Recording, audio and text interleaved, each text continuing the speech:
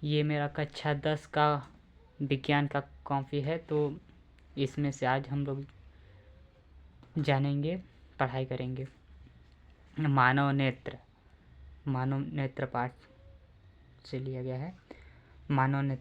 मानव नेत्र द्वारा वस्तुओं से आने वाली प्रकाश नेत्र के स्थित लेंस द्वारा अपवर्तन के कारण नेत्र के पिछले भाग में रेटिना पर वास्तविक प्रतिबिंब बनाते हैं। और ये देखिए दोस्तों, नेत्र का डायग्राम है ये। अब जानते हैं दृष्टिपटल, जिसको दृढ़पटल भी कहते हैं। तो दृष्टिपटल जानते हैं, दृढ़पटल क्या होता है। तो मनुष्य का नेत्र लगभग एक खोखले गोले के समान होता है। इसकी सबसे बाहरी परत श्वेत तथा दृढ़ होता है, जिसे दृढ़पटल कहते हैं। रक्तक पटल दृढ़पटल के भीतरी पृष्ठ से लगी एक परत या झिल्ली होती है जो काले रंग की होती है। इसे ही रक्तक पटल कहते हैं।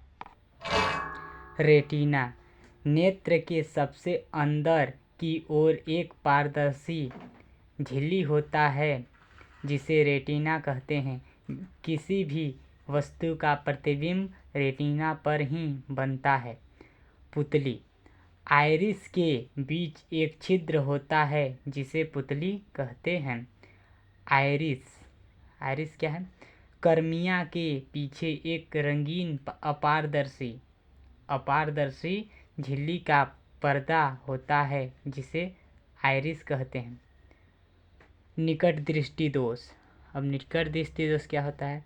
तो इस प्रकार की दोष में निकट की वस्तुएं तो दिखाई देते हैं तथा एक सीमित दूर तक की वस्तुएं दिखाई नहीं देती हैं।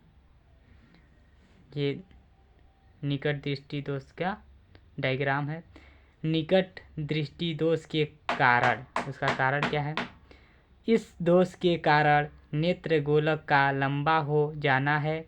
इससे लेंस तथा रेटिना के बीच की दूरी कुछ अधिक हो जाती है तथा अनंत से आने वाली प्रकाश की किरणें रेटिना पर केंद्रित न होकर उसके पीछे प्रतिबिंब बना लेती है, जिससे रेटिना पर स्पष्ट प्रतिबिंब नहीं बन पाता है।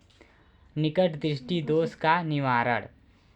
निकट दृष्टि दोष का निवारण अवतल लेंस के द्वारा किया जाता है। जब अंत से आने वाली प्रकाश किरणें अवतल लेंस पर पड़ता है तो ऊपर की ओर मोड़ देता है, जिससे स्पष्ट प्रतिबिंब रेटिना पर बनता है। दूरदृष्टि दोष। अब दूरदृष्टि दोष क्या है? इस नेत्र को दूर की वस्तुएं तो दिखाई देती है, परंतु पास की वस्तुएं नहीं दिखाई देती।